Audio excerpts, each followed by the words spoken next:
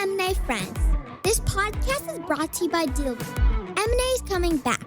Would you like to avoid wasting hundreds of hours managing Excel trackers and building PowerPoint reports? Do you want to make your process more efficient? Well, I have great news for you. DealRoom is M&A management software that saves you time, headaches, and improves collaboration so you realize value faster. Learn more at DealRoom.net. Here's to the deal. That was my lovely daughter, Shyla. If you want to keep up with the latest on M&A Science, our live streams, networking events, when we release new resources, visit mascience.com and subscribe to our newsletter. You can also follow our LinkedIn page to catch highlights of our interviews. And if you like our content, please tell a friend so we can keep growing our community of forward-thinking M&A practitioners. The HR M&A Roundtable's annual conference has gone virtual for 2020. This world-class event focuses on one of the hardest parts of M&A, the human side. Join me and a great lineup of expert practitioners as we share how to deliver transaction value through the people, leadership, and culture elements of a deal.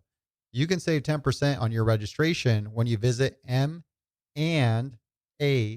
Roundtable.com and use the discount code SCIENCE. Now on to the interview. I'm Kison Patel, and you're listening to M&A Science, where we talk with deal professionals and learn valuable lessons from their experience. This podcast focuses on stories, strategies, and what actually happened during M&A deals. Hi, today I'm here with Phil Pratt.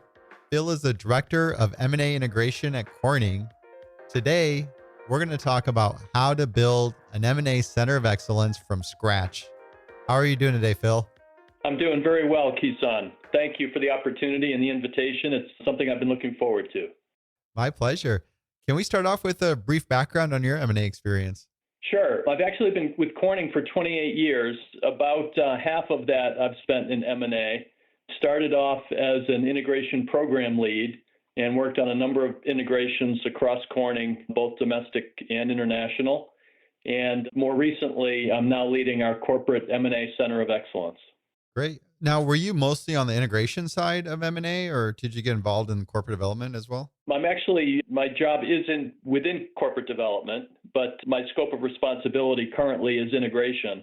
We do work closely with the other folks in corp dev as it relates to earlier stage activities like due diligence, et cetera, as you would imagine. Got it. But our scope is integration specific. Okay. So more emphasis on integration, but you do get involved in those parts of diligence as well, which is pretty typical.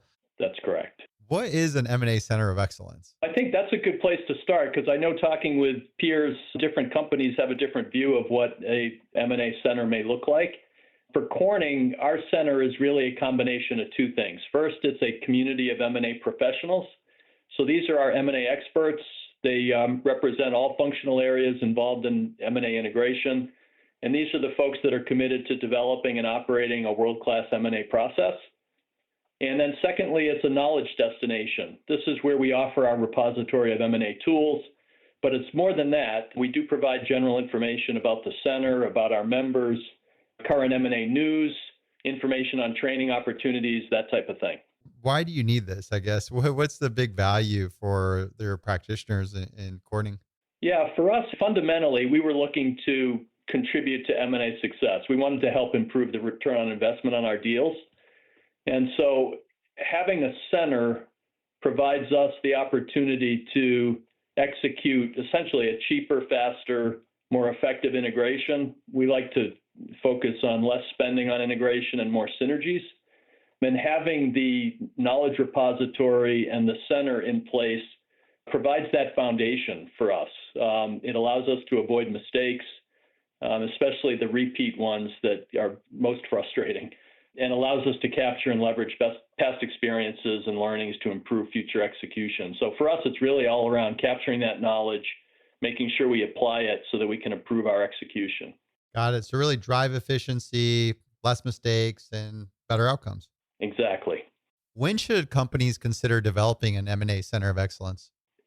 certainly when M&A is an important driver of your future growth strategy, so meaning if you have or will have an active deal portfolio, I think this would make sense. And also when successful execution relies on leveraging knowledge across your enterprise. If you have enough commonality and strategy and approach across your business units to offer learnings that will benefit others, then I think having a center that captures that knowledge is particularly valuable. And I think the third item would be when you have the commitment and the bandwidth to take on the effort. It has been a lot of work building the center, so it does take a lot of effort and you need to be ready for it. But if you've got the bandwidth, that would be the third criteria that I would note. So just seeing that long-term wise, that M&A is the ongoing strategy, that there's potential to share learnings across a business unit, and then making sure you have the resources to dedicate to developing a center of excellence. What would you say are the main benefits, and particularly what problems does the center solve? Yeah, I think, as I mentioned a little earlier, fundamentally, we're looking to contribute to M&A success. So if you make a deal, the return on that investment really is based on how effectively you integrate it. Having an M&A center provides you the opportunity, the experience, the tools to execute more effectively. You should be contributing to a stronger ROI. And that's the primary benefit that I see in our center. We talked earlier about avoiding mistakes. If you capture best practices and lessons learned and are able to apply them effectively on your next deal, then you're improving the efficiency and the effectiveness of your integration. And I think another benefit is that it allows you to capture and maintain institutional knowledge. You're not having to start again from scratch after a lull in M&A activity. And for some companies who are serial acquirers, they may never have a lull, but for others, typically we see ebbs and flows in the M&A activity. And what you would not want to have happen is when you enter an ebb, that you lose your knowledge. By having a center in place, you have it captured, you're ready to go when the activity level spikes again. What's an ebb? Ebb being a lull in activity as opposed to a peak. Got it. No, you got a really good point, especially this emphasis on integration, since that's when value tends to be made or destroyed. You have the opportunity to do either, and you want to make sure you're doing the former rather than the latter. True. Let's review the steps that go into building a center of excellence. For us, again, I think companies will have different approaches they'll take that's consistent with their kind of internal model. But for us, there were 5 primary steps that we went through in building the center. First of all, we developed an initial concept. We gained buy-in to that concept as the second step, which was getting the green light from all of our stakeholders and the M&A Center team itself. Third step being collecting and designing and developing the process and contents of the center. Then we went into a launch and execution stage, and then finally training. And so following those 5 steps allowed us to drive the successful launch of our center when we took this on several years ago. Now, I'm not going to let you off the hook that easy. We're going to dive into each step. So the first one you mentioned was develop an initial concept. Can you walk me through some of the details in doing that and what that looked like? Sure. I think there were a couple of key steps here for us. The first was defining the vision and mission, scope, and governance for the center. So this was all kind of the pre-planning activity. We do have a vision statement and a mission statement that just lays out what we're trying to accomplish as a center. I think pretty standard type of stuff. In terms of scope, I mentioned earlier, our focus is on integration, and that's initially the scope of our center. We launched it as an integration center. We are now working to expand it to include due diligence, so that's a future enhancement. But our scope initially was integration, and we needed to define governance. Within Corning, the businesses own their integrations, and they staff their integration teams. And our center, our job is to actively support the business, share tools, best practices, provide advice and counsel, that type of thing. So we needed to be clear on the governance and how the center would operate in that regard. And then secondly, we needed to define the roles and responsibilities of the team members. I mentioned that our center, one of the key components of our center is the community of M&A professionals. And we've got a really strong team. We've got a core team of 4 of us who are full-time. and we're responsible for running the center. We've got functional leaders from each of the functions involved in an integration. We've got about 20 of these folks, and they represent their function. They own their functional tools and contents, and they actively support integrations. Their role on the center typically is not full-time, it's part-time. They have other jobs also, but they are committed to their role on the center.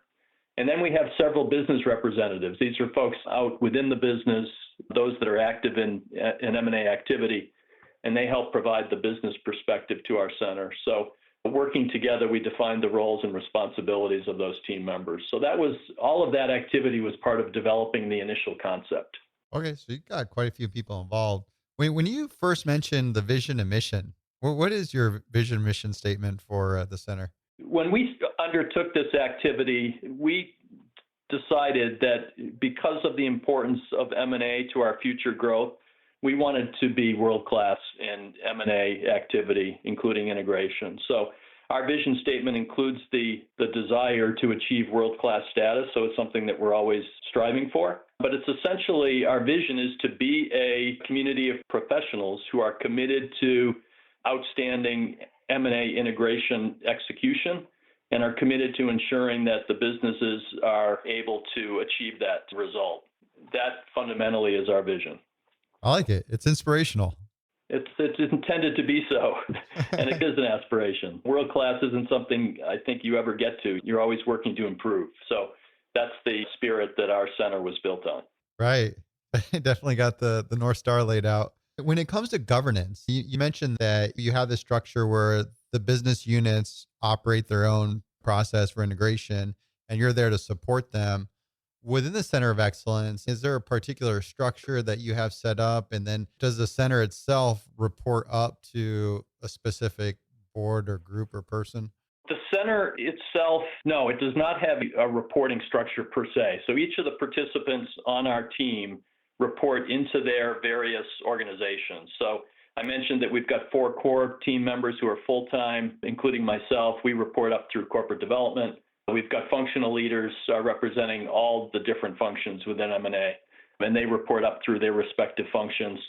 Our charter is maintained and executed as a team. And so it's a joint commitment that we have amongst all of us to take on this responsibility and execute it. In order to get it off the ground, we need to gain executive and functional stakeholder support, and we have that. So in the situation where if a functional lead has to get reassigned to another responsibility, I work with the functional stakeholder of that group, make sure that we've got a person coming in to take that role. And we've had great support. I think people see the value of the center and they recognize the importance of the roles that these folks play. And so when we do have turnover like that, it's never been a challenge to ensure that we had the appropriate backfill provided to us. So it really is a self-sustaining organization structure. That's interesting, but it would sit organizationally sits underneath corporate development? Yes, as under my leadership as the director of the center itself, I guess, does report within corporate development. But again, it's a partnership with all of the functions who support the effort.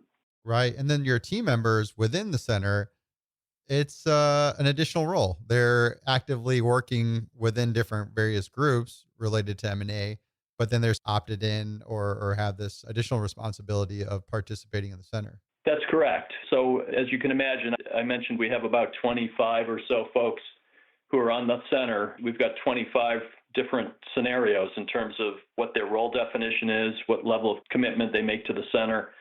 So each situation is unique. We've got some folks who their job is committed to M&A within their function, so they're doing M&A all the time. Participating on the center is part of their role. We have other folks who do M&A on a part-time basis and have a functional role that they're also serving within their function.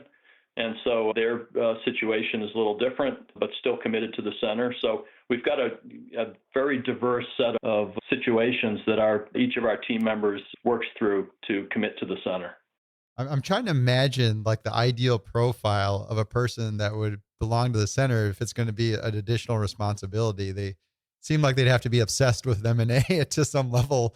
So I'm curious what you found is the ideal sort of persona, if you will, that fits in well with the Center of Excellence's goals.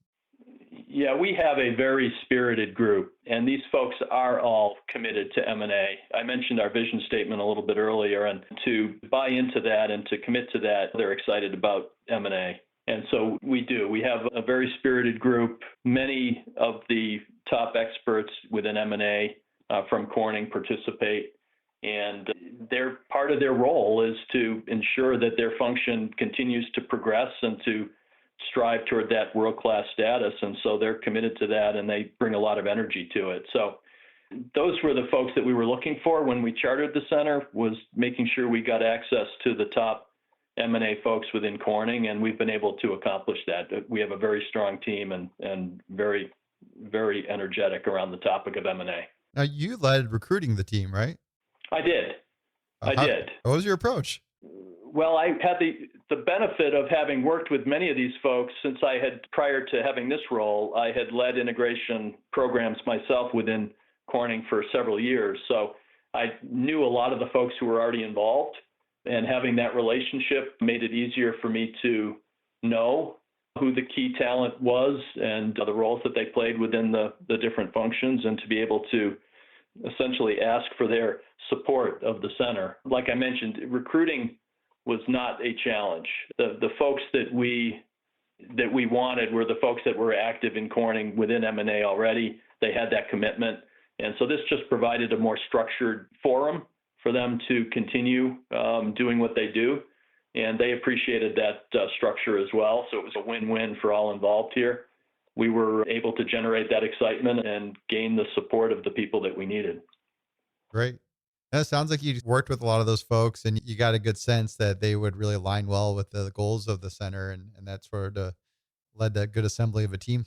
Exactly. And there was a lot of excitement about the concept. I think we may still, I'm not sure, but we still may be talking about the first or second step here of our process. But gaining buy-in to the concept was one of the steps we took. And I think I've mentioned a couple of times now, get that commitment or that buy-in was very straightforward, because people understood inherently the value in bringing this center together.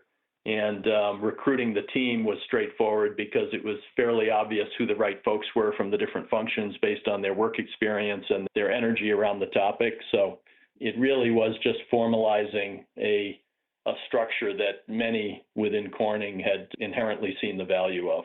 So I wanted to talk a little more about that. Gaining the buy-in is interesting. And I'm really trying to dig into a little bit more of the tactical steps to add perspective for somebody listening to this that may be in that environment where, hey, this might not be a bad idea to propose within our organization.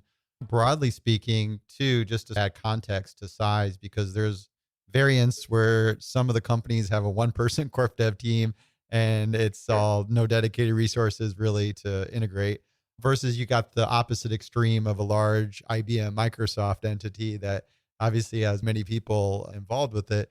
I'm curious to get a sense of where do you think that range would fit in, if there's any kind of metrics, whether volume of deals or number of people involved in transactions, to get a sense of when there would be an ideal fit to start getting that buy-in or proposing it. Yeah, I think it comes back to, when should a company consider developing a center? I find it hard to generalize, because I know each company has a different strategy around M&A, how they decide to approach it, how important it is to their growth, how they're structured organizationally to support it. So I know everybody's situation is unique, so a general answer can be dangerous. But I think it comes back to how important is capturing that knowledge and institutionalizing it. How important is that to the success of M&A in your company? If you've got independent business units that don't really share much in strategy or approach to how they do M&A, there may not be a lot of commonality there. Our experience, though, is that while each business is unique and it is different, there was enough core foundational commonality that, look, doing this integration, you're going to have a number of steps that are common. We're going to capture those. We're going to make sure that we execute those flawlessly, and that we're going to have the right tools in place for the next business that's going to try to take this on. I think that it really comes down to, do you have that kind of common experience? And if you do, a center can be valuable. At that point, I think you need to decide, what does that mean to us? I think an M&A center in a Microsoft type of environment is going to look a lot different than an M&A center in a smaller company that might only do deals on a more of a one-off basis. You've got to decide what tools are important to you, and those would be the tools that you would work on developing and maintaining within a center. And then I think your resource for support would vary appropriately. Interesting. So there's this value proposition or analysis of value proposition of the value of having the center, the lessons learned, et cetera. And then there's also a big variance in terms of the shape that it could exist in that organization, as that's going to be particularly unique depending on the needs. I agree completely. And we started with what is an M&A center, and we talked a little bit about the fact that every company probably defines it a little differently. And Yeah. I think that's appropriate because each company's situation is different. You need to customize the center to meet your specific needs. When you mentioned refine the concept, can you elaborate on that a little bit more? Yeah, I think developing a center concept is a design activity. I don't think there's a cookie cutter solution to what a center is. So I think that your effort needs to be on figuring out what makes sense for us. That would come down to what functions should be involved in the center. How active are they usually in our M&A activity? It would come down to what tools do we find are important to maintain centrally in a center. Those are all design decisions that I think go into defining your concept. And I think you refine it as you evolve. So we launched our center several years ago. It is not static. We've continuously maintained and updated our tool set. We capture lessons learned from active integrations, which then circles back into other process and tool improvements. We introduce new members to the team if a new function gets established that has a role to play in M&A activity. So it's not static. It's refined and it evolves over time. I would be very concerned if a center was seen as a static type of structure. I think to be successful, you need to be flexible. You need to be evolving constantly to the requirements and the needs of your M&A environment. You got a good point. So it goes through a series of iterations, just like developing a new business model. You sort of go through, and as you get new requirements, new information, you iterate that concept. Exactly.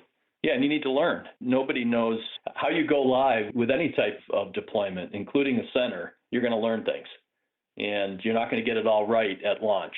And so if you're open to recognizing that, hey, there's a core value prop here, we're going to deliver that, but also recognize that there's a lot you're going to learn after the launch that you're going to want to be prepared to accommodate and incorporate into your center. I think then if you've got that mindset, I think you're going to be on the path to successfully being able to manage a center type of environment. That's good. I feel like there's an inherent nature to always do a little too much up front, and you got more of an open mindset in terms of get something going, iterate, and redefine the value or priorities as you go. I think you learn so much from the experience, first of all, and then I also think you need to bite off a manageable bite too, right? You don't want to take on too much, try to launch it, and then find that you've failed in some way because you took on too much scope. So back to our scope decision or discussion a little bit earlier, we mentioned that we limited our scope to integration to begin with, and that was part of our rationale, is that we thought that was a manageable scope for us.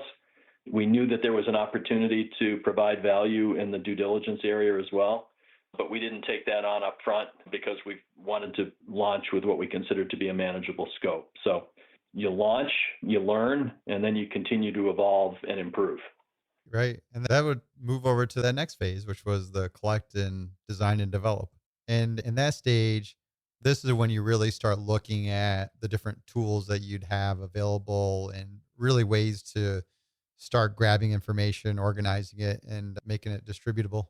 That's exactly right. That's when you're in the core of developing your knowledge repository. We've got hundreds of tools in the toolkit, I would say at this point. The functions, they all have their set that they own and that they manage directly. But then there are some additional tools that we developed cross-functionally that we found to be of great value. So as an example, we have an integration assessment tool, which helps us evaluate the risk, complexity, cost of an integration during the early stages of due diligence. So it gives us an early view as to how complex, how challenging is this integration going to be, so we can start planning for it early.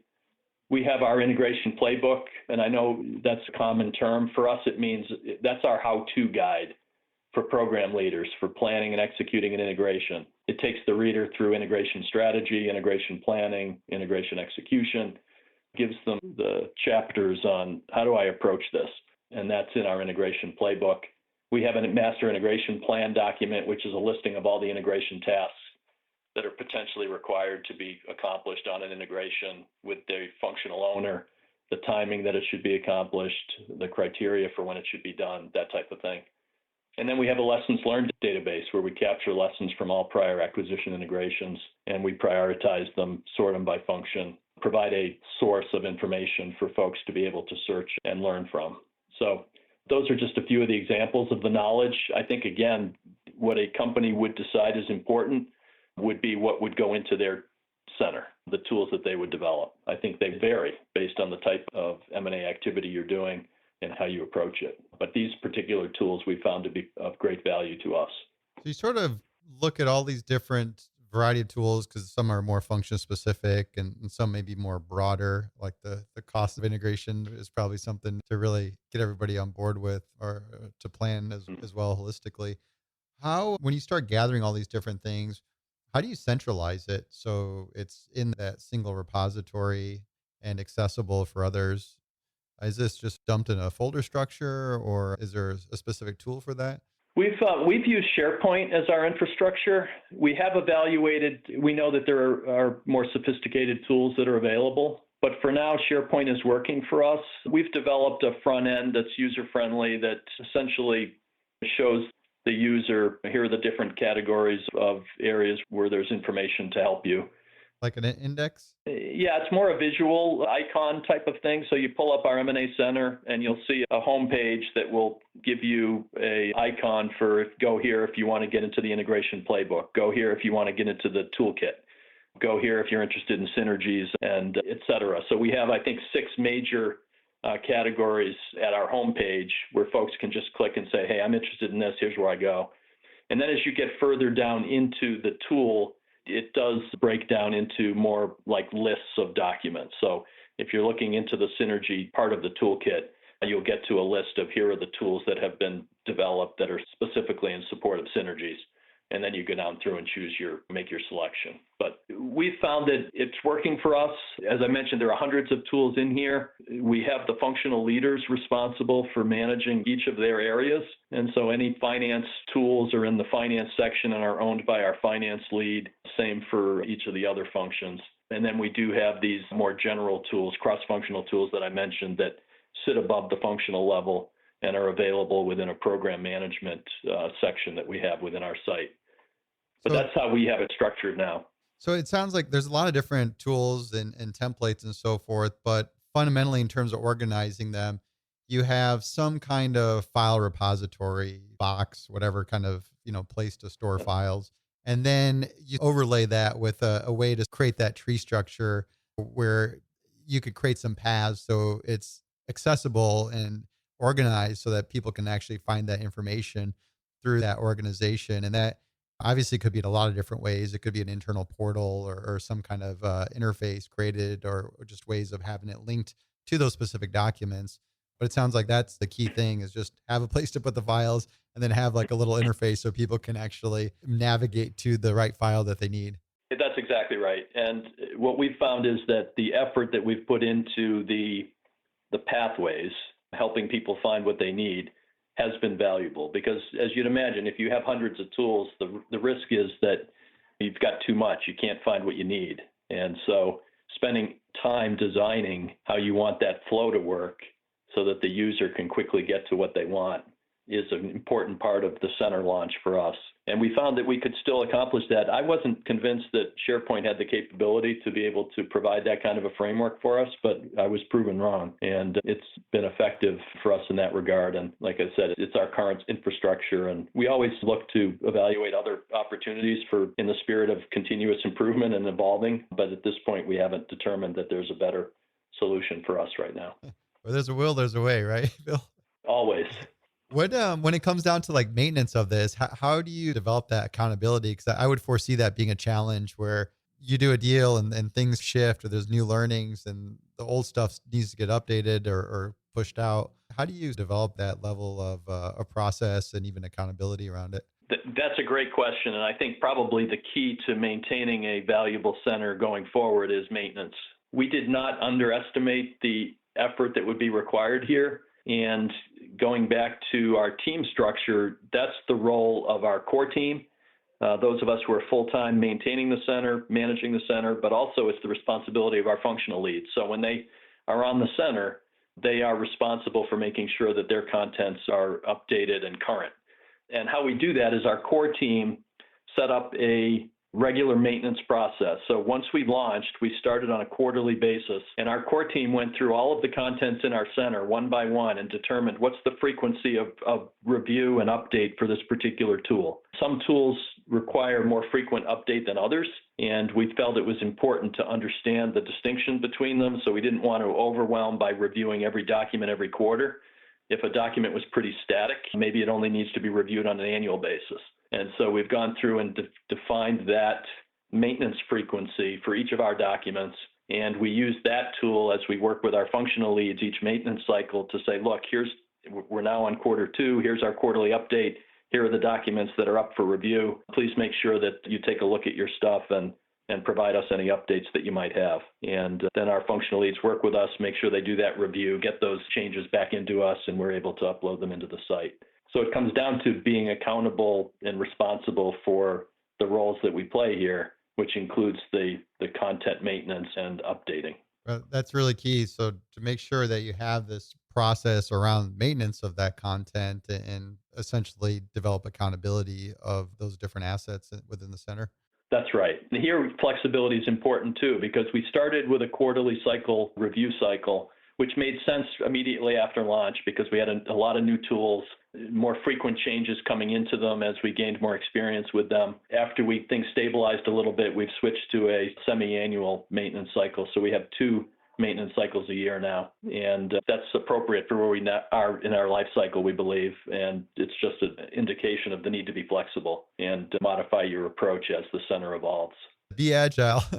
Oh, that's right. Yes. Agility. Yeah. So moving from there, we get into the launch and execute stage.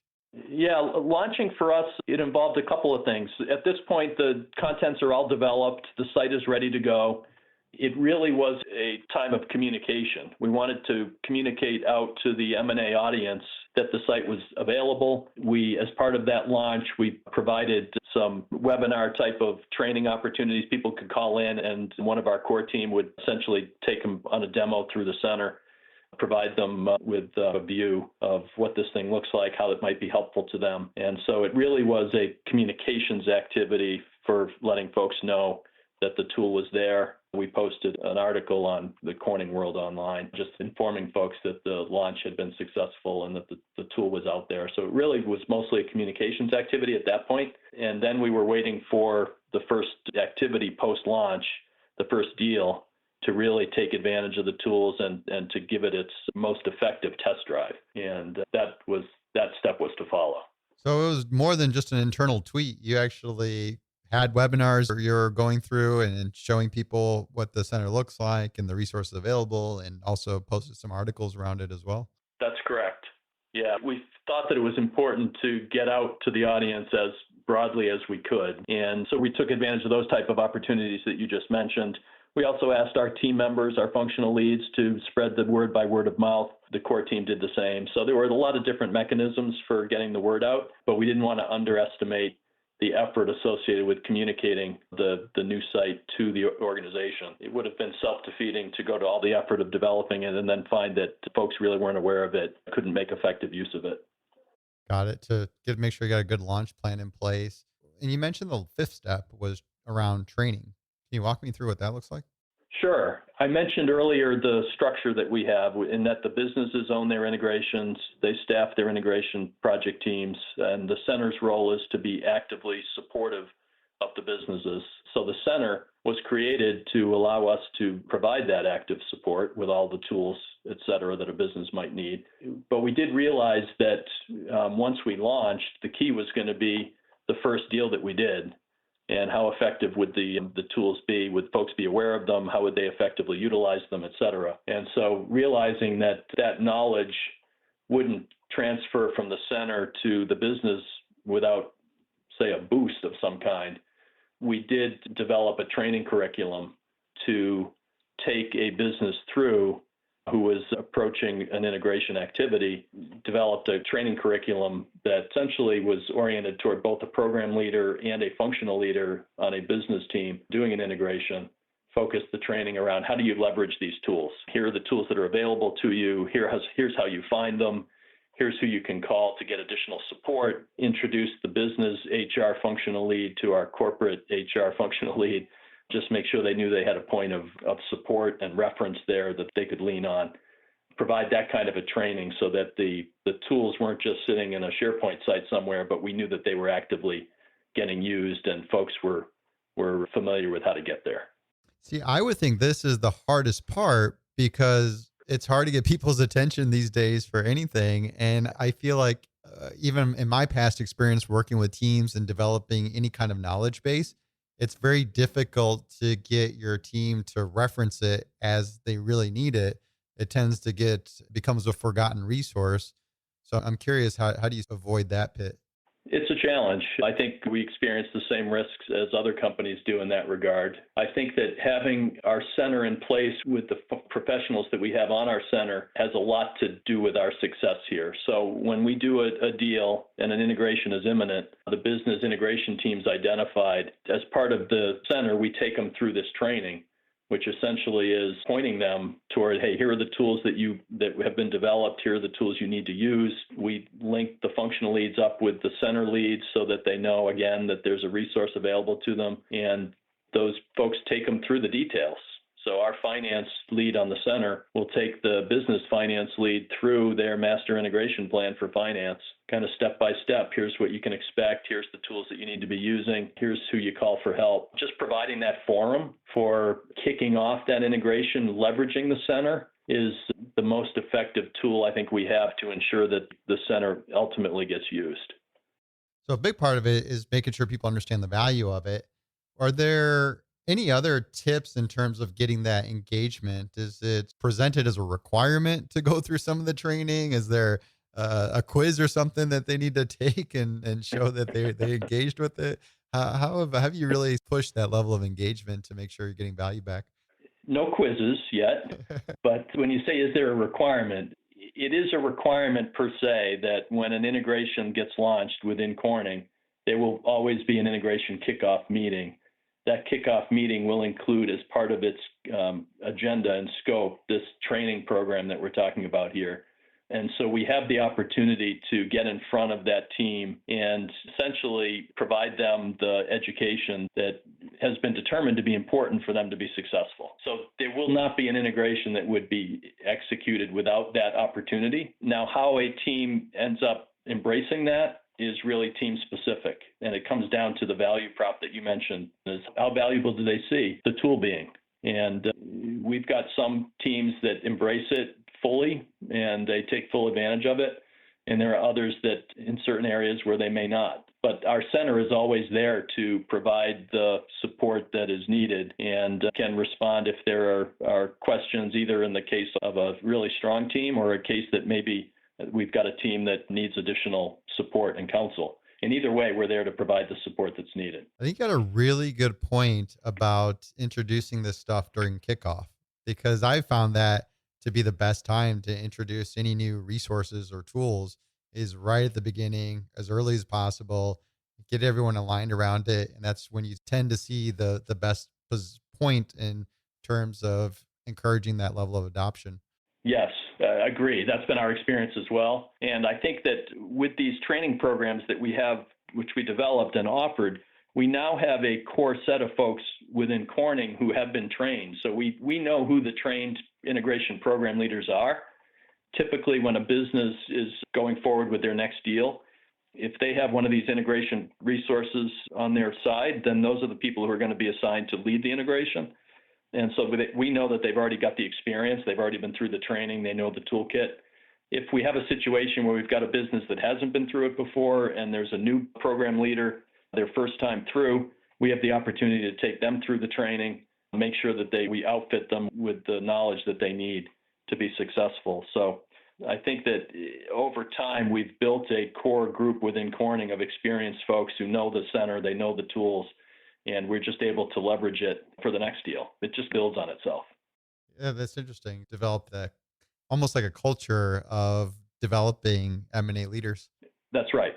Exactly. And recognize it as a specific skill set that you want to have in place on, your next deal. You want to make sure you've got the experienced folks in the right seats. What are some of the biggest challenges you've faced while developing an M&A Center of Excellence? I think I've mentioned to you before already, we're very fortunate. We've got a great team overall, really professional M&A folks who are committed to our vision. So that's all been positive. I think one of the challenges, which I think is just a normal business challenge, is just recognizing bandwidth of some of our functional leads to participate in maintenance activities and nurture their functions M&A community. It varies. I mentioned earlier, we've got a very diverse set of participants here. They don't all commit X percent. They commit what they can. And it does vary function by function. So we try to step in and provide additional support where needed and recognize, I think, that it is going to be different function by function.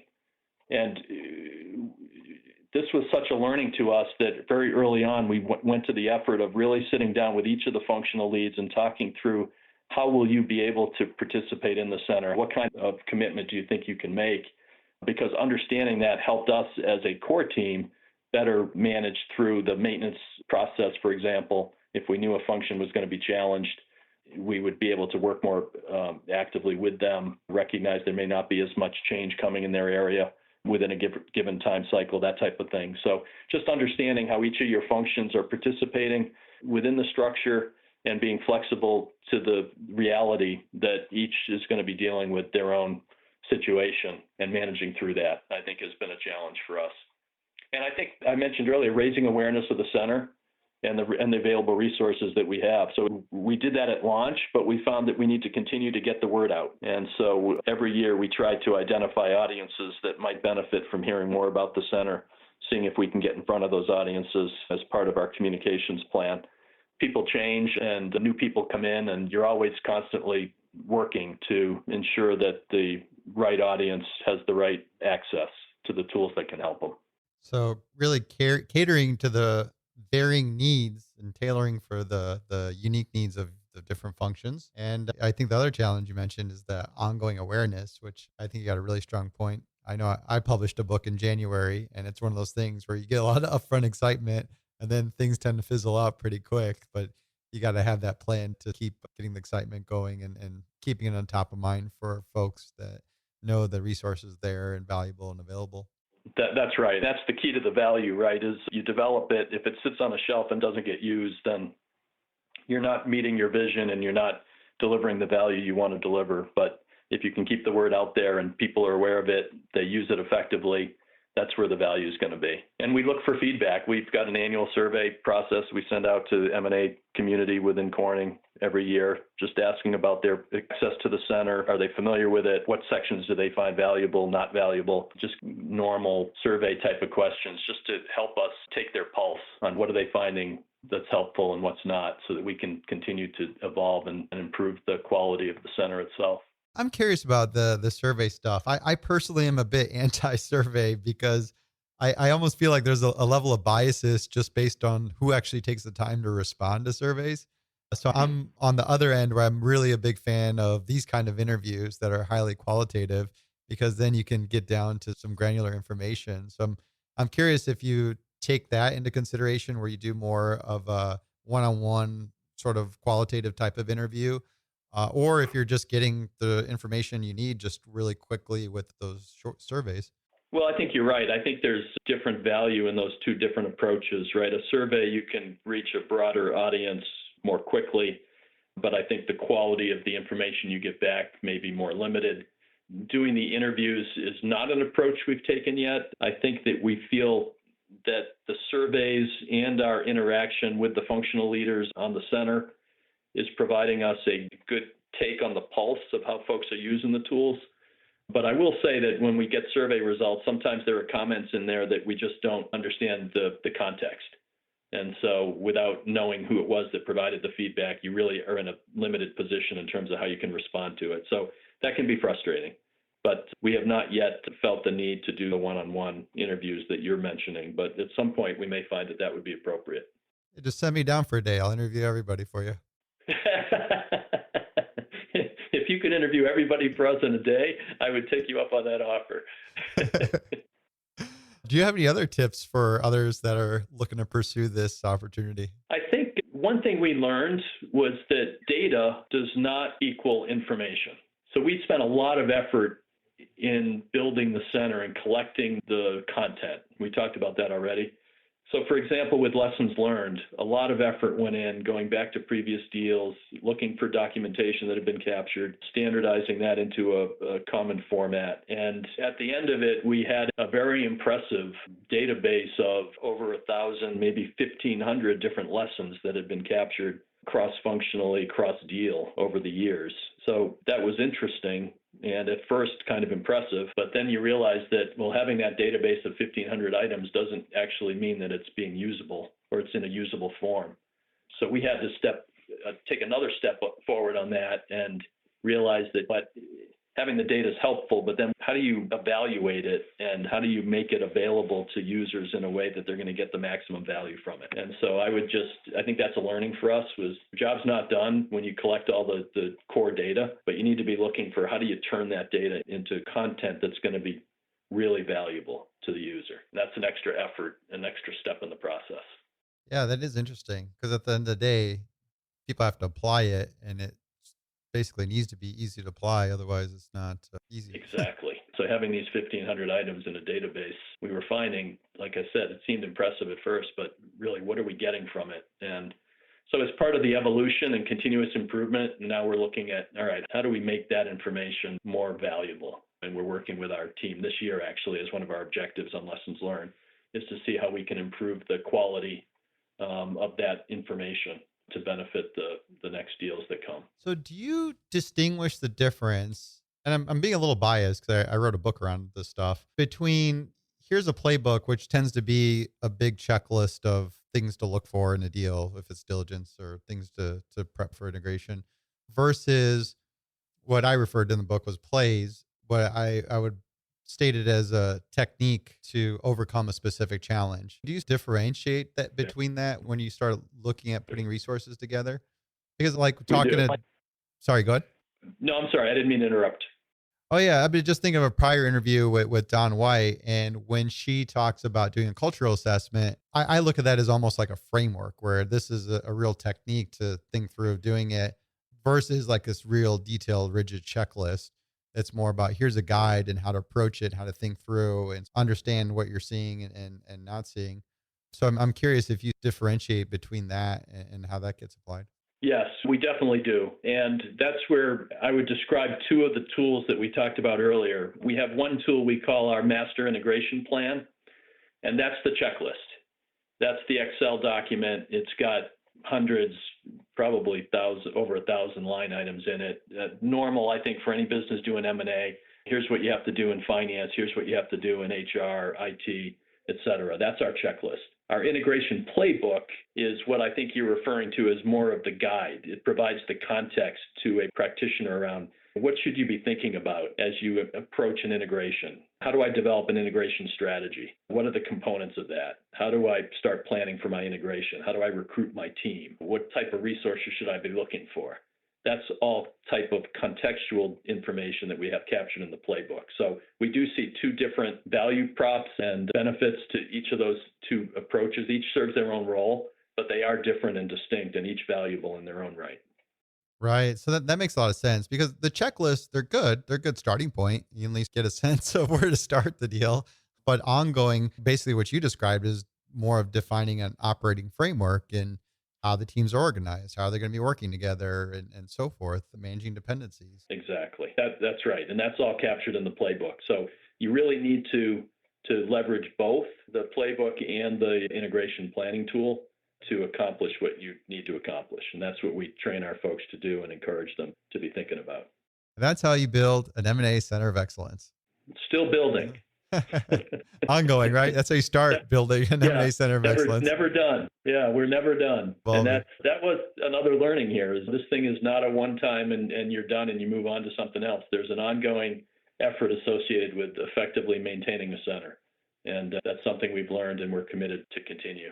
Phil, what's the craziest thing you've seen in M&A? I had the opportunity to work on a number of deals as the integration program lead. And I think one of the most interesting owns that came to my attention, I think, on a deal that I was involved in was that we had acquired a smaller business. Founder owned it, our owner founded business. And as we went through our integration planning activity, someone brought to our attention, or the question was asked, what are we going to do with the company balloon? Because the company we had acquired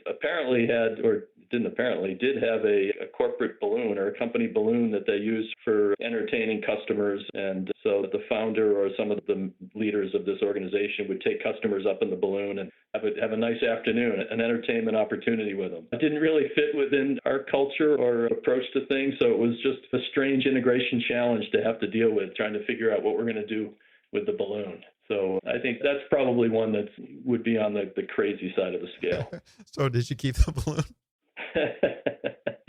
Well, when you do an integration, it's a compromise. So recognizing the culture of the company we acquired, and we didn't eliminate it immediately. I think it was one of those items that kind of phased out over time. Well, it's good. We found a place in between. Exactly. Well, and I think, Kison too, and with your M&A experiences, that's what integrations are all about. It's you got to figure out where's the value prop here and what are the important things to deal with and what's not. And so that's a big part of doing an integration is figuring out where that focus should be, where that balance should be. Thanks for your time, Phil. I really appreciate this conversation. I've enjoyed it very much, Kison. Thanks for the opportunity again.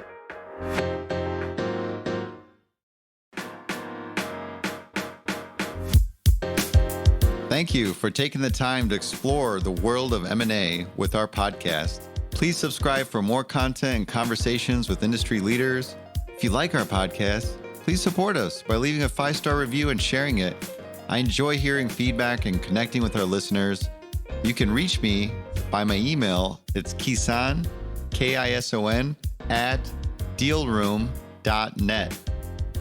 M&A Science is sponsored by DealRoom, a project management solution for mergers and acquisitions. Additional educational content is available on DealRoom's blog at dealroom.net/blog. Thank you again for listening to M&A Science. See you next time.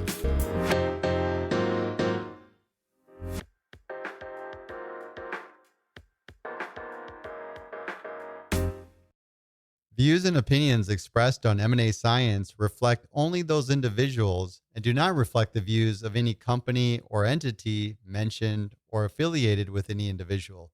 This podcast is purely educational and is not intended to serve as a basis for any investment or financial decision.